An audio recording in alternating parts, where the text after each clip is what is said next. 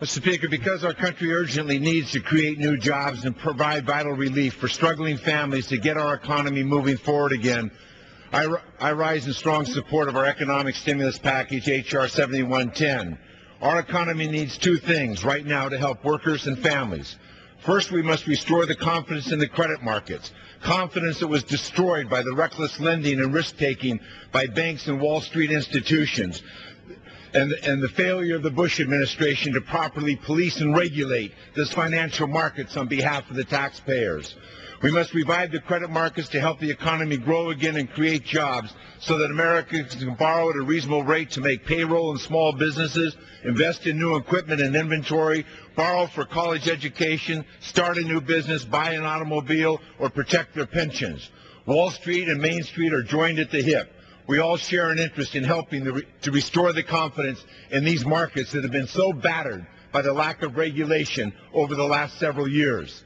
Secondly, we must invest directly in new infrastructure, roads, bridges, mass transit, clean water, and new schools to get America working together, to create good paying, middle-class jobs for Americans all across this country.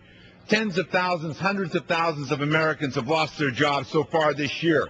The unemployment rates continue to go up month after month after month as people are looking for jobs to support their families.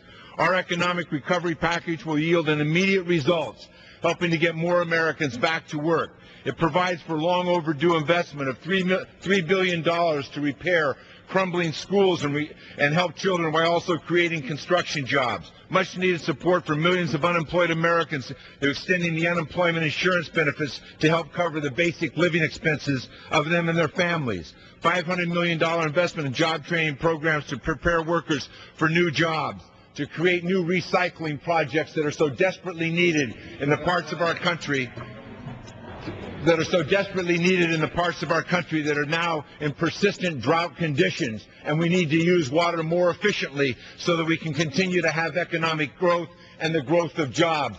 That's what this legislation is about. It's about putting Americans to work here at home by making the basic investments so that our transportation systems become more efficient, our water systems become cleaner, our recycling of water makes more efficient use of that water, and so that people and goods and services can move across this country as they should.